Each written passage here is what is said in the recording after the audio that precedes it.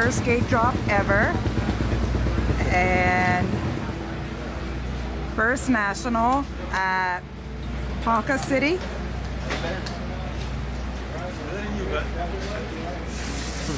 And today is his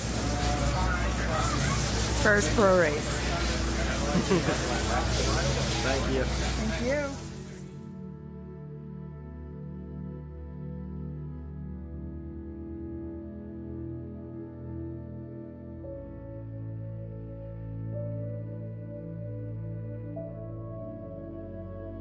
So yeah, Bayside, New York, there's not really, much around there besides houses and cars.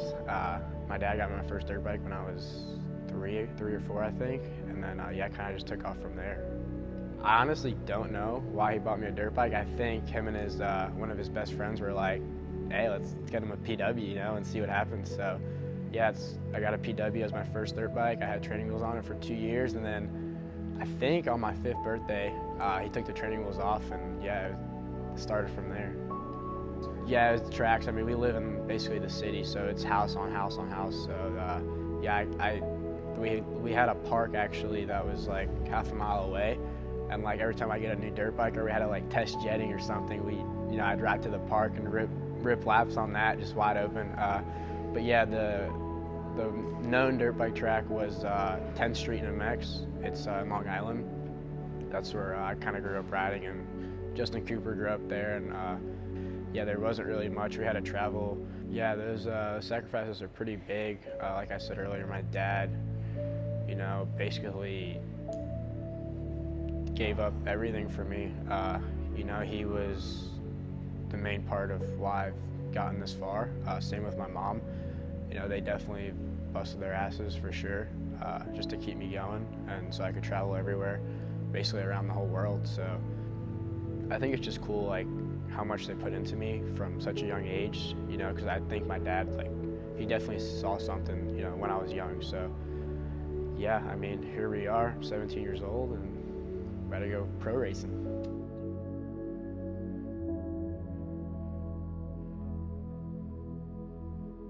I never really thought when I was that young that I would be able to do it, but and honestly, all the way up until I was like 16 or 17, I really didn't think.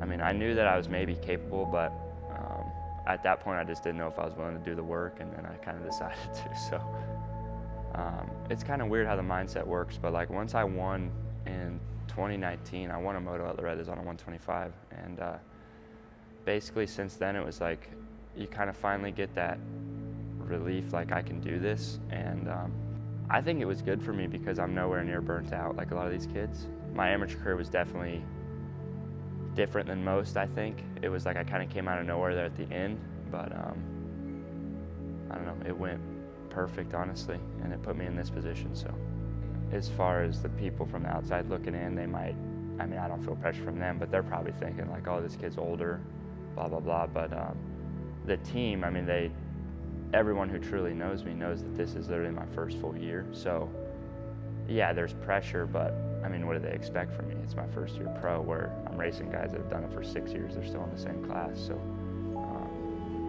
it's not as much of do or die, am I gonna make it, or am I gonna go be an electrician with my dad anymore? So that's kind of the difference now.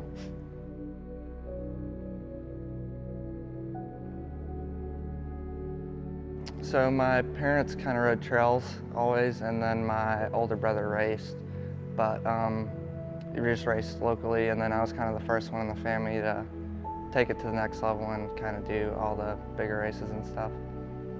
Honestly, my amateur career on main bikes was awesome, and then with injuries and stuff the last few years, it hasn't been too great.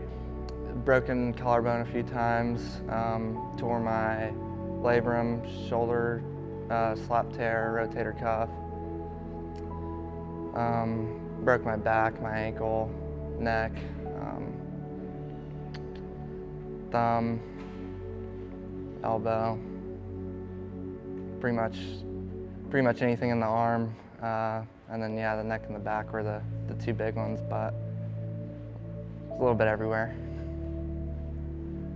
Why do you do this? Just love of the sport. You know, it's all I've ever done. It's all I know. And after you get hurt, the first day back on the bike's the best day ever because you just missed it that whole time. And just love of the sport. Yeah.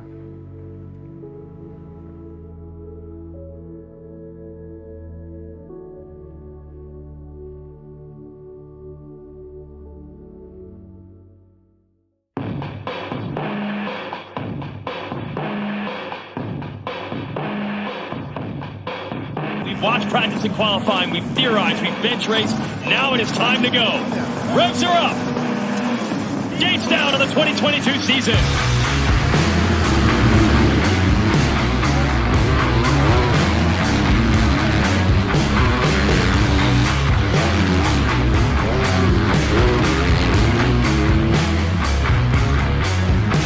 And Shimoda and Kitchen have been battling the entire way.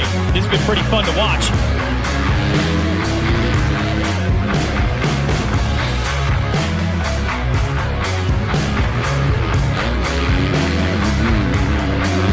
Kitchen looks pretty good right now on the 59. He is in 6th. This is what the star Yamaha needed.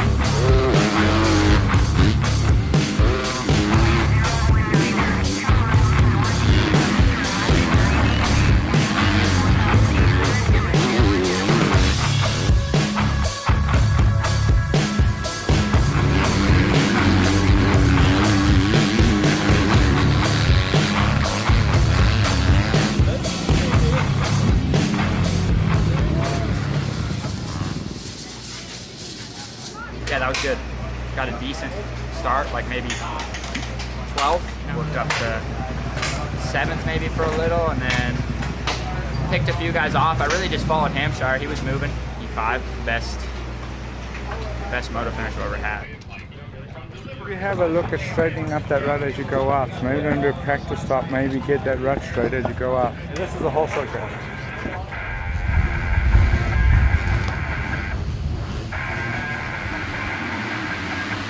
Another great rush from one of the Yamahas to the inside. That's Nick Romano. No! Yes, he's going to hold it into the first turn. Let's see what the kid can do.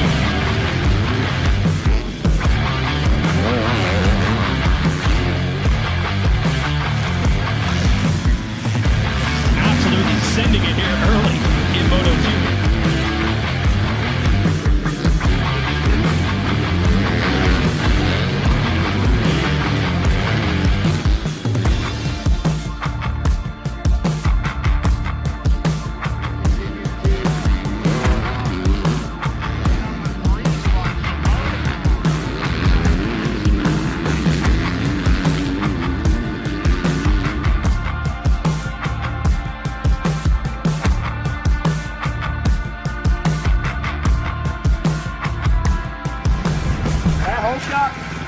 Something else. That was probably the best hole shot I've ever pulled in my life. Came out, knew I had to jump on everyone. Once I clicked third, I knew it was over, but my first race, pro race ever to hole shot and lead two, 3 laps or something like that. I'm so happy with that. It's brutal. Really, really shows you how much of a man you got to be out here. So. Yeah, day wasn't too bad. First moto was sick.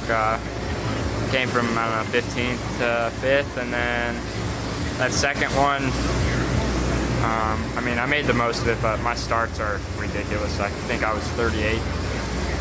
I don't even know. I had 2 guys behind me when I look back on the table, and worked my way up to, like I said, 8th. I'm not sure where I got overall, maybe 7th or 8th, but, you know, for the first round, I'm happy. I checked a lot of boxes as far as I think my speed's plenty good. I think my fitness is great. Bike's good. I mean, everything's there. It's just that start. I know once I can get out front, I think I'll give those boys up front a run for their money, honestly. Qualifying didn't go too great. I struggled a little bit just figuring out the track and stuff. And then Moto 1 was like P4 off the start, went down second corner, and that kind of just threw off the whole day. Struggled to pass once I got to, I think, around 20th. And then second moto, we just didn't get a good gate pick. Had a pretty big hole, so through that sort of way too. And just made today really hard on myself. I felt like my riding was decently good. Just got to get a start.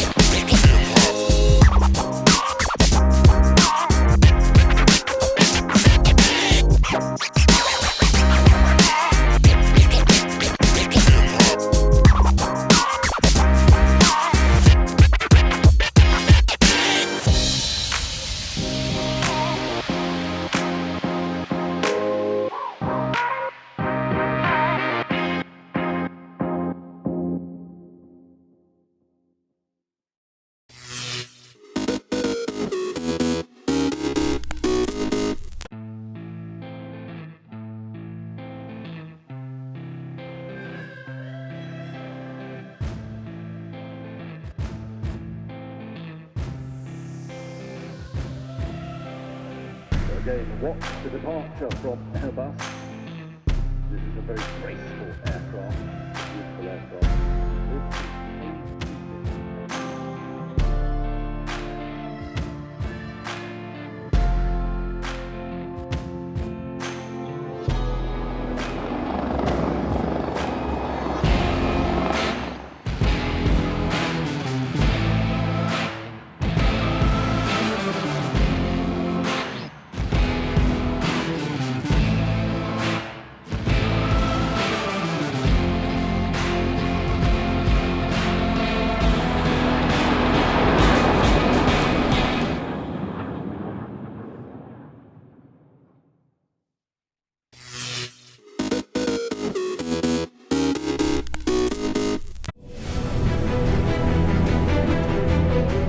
A350-900.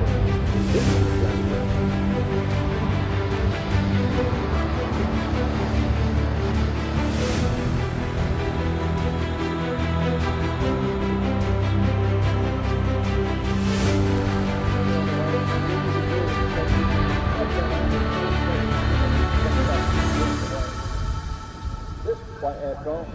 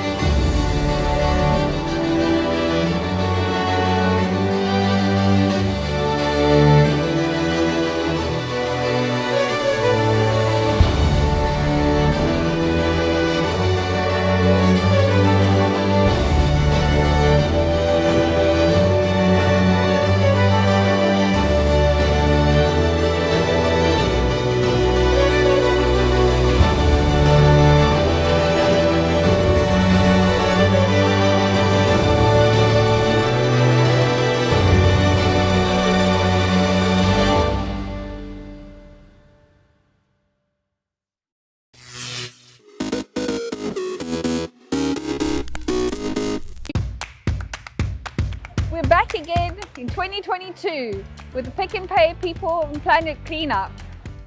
Save a Fishy is an organisation where we run beach cleanups and environmental campaigns, education awareness, everything on how you can save your planet in a simple and easy way. We are so happy to have partnered with Pick and Pay today, and we have had an amazing turnout. I think we're really going to give this beach a good once over and hopefully just save some fishies and do our part for the planet for Earth Day.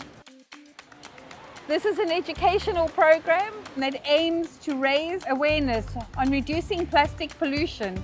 Since 2019, we have managed to do a total of 32 cleanups. We have had 1,850 volunteers. We have collected over 3,700 kilograms of waste that would have ended up in our rivers and oceans. We've got a great turnout here today, and Blue Ribbon has brought along our eco warriors to participate in the beach cleanup. One of our promises is to care for the earth and living things, and obviously that includes cleaning the beach and looking after our environment. Anywhere you see dirt, you have to clean it up. If you see something lying on the ground, you should pick it up and throw it in the bin or recycle it. Really amazing how such a young person started such a big initiative, and we were really happy, to actually come here and support. And I feel that it is our job to look after creation, and so it's our job to keep our beaches clean. Each of our volunteers will be given one of these recyclable bags, which is made from recycled PET bottles. We want our volunteers to use these bags on their next shopping trip.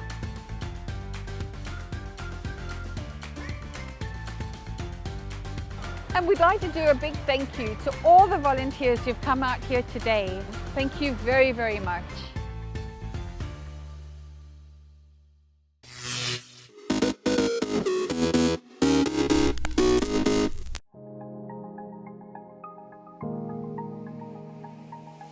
Hi, I'm Dan Nicol from Dan Really Likes Wine with a history lesson. And if you know me, if you know Dan Really Likes Wine, I love the history of South African wine. And I particularly love the history of an estate called Alto in Stellenbosch. It is an iconic South African wine estate, making iconic South African wine. And it does so with a real family feel, because in the 100 years that Alto has been making wine, they've only had 5 winemakers, including Barto, the current winemaker. And that means they've had 100 years of experience of making red wine. That's all they do, no whites. They make one rosé of late, but the big focus is on reds like this, the Alto Shiraz, which I've drunk a fair amount over my time, and it's one of those stronger forms of Shiraz. It's got a great deal of character to it and a lot of intensity, but they also make a wine that is such a staple in South African households and has been now for a century, because the 100 years of Alto means 100 years since the Alto Rouge blend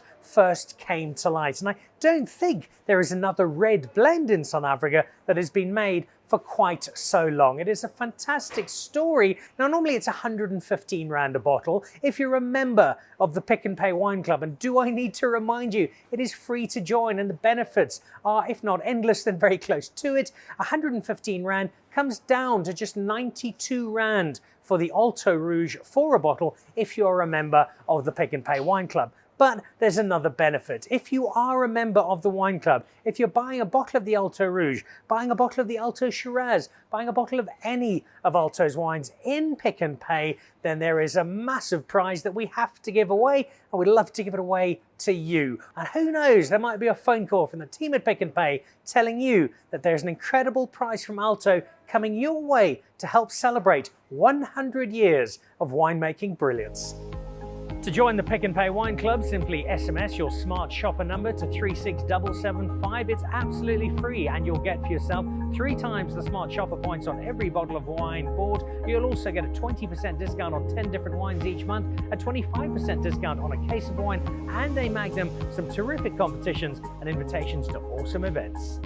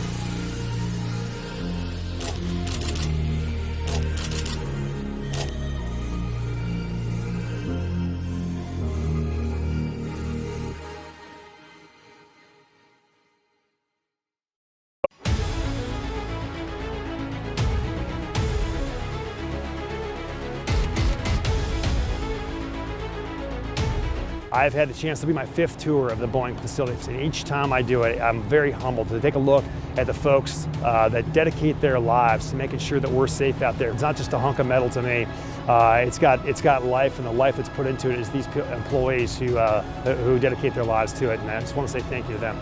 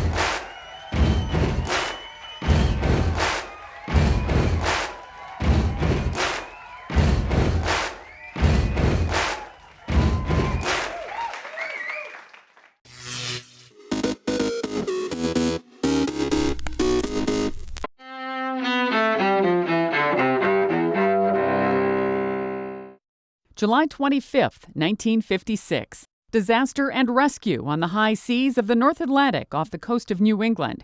The Italian liner Andrea Doria collides with the Swedish passenger ship Stockholm, killing at least 51 people. Most on board the Andrea Doria survive. They are evacuated before the liner sinks the following day. 2000. An Air France Concorde bound for New York crashes outside Paris shortly after takeoff. All 109 people on board and 4 people on the ground are killed in the first ever crash of the supersonic jet. Just years later, the Concorde is grounded for good because of ballooning costs and dwindling ticket sales after the crash. 1995. A UN War Crimes Tribunal indicts Bosnian Serb leader Radovan Karadzic and General Ratko Mladic. They're wanted for the slaughter of up to 8,000 Bosnian Muslim men and boys in the enclave of Srebrenica. Both men remain at large for Europe's worst massacre of civilians since World War II. 1978. Louise Joy Brown, the world's first test tube baby, conceived through in vitro fertilization, is born in Oldham, England. 1997. Ben Hogan, one of the greatest golfers of all time, dies in Fort Worth, Texas. He was 84. And 1975. One singular sensation, every little step she takes. In New York, the musical A Chorus Line opens on Broadway. Today in history, July 25th. Sandy Kozel, The Associated Press. One smile and